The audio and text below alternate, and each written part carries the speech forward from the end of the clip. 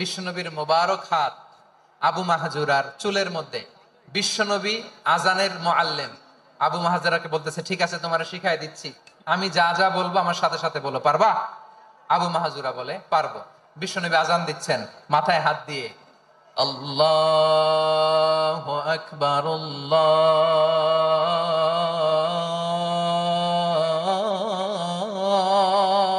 আকবার, আল্লাহু আকবার,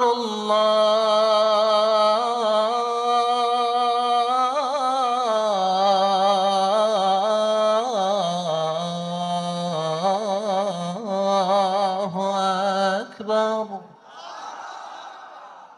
আবু আশহাদু আল্লা ইলাহা ইল্লাল্লাহ।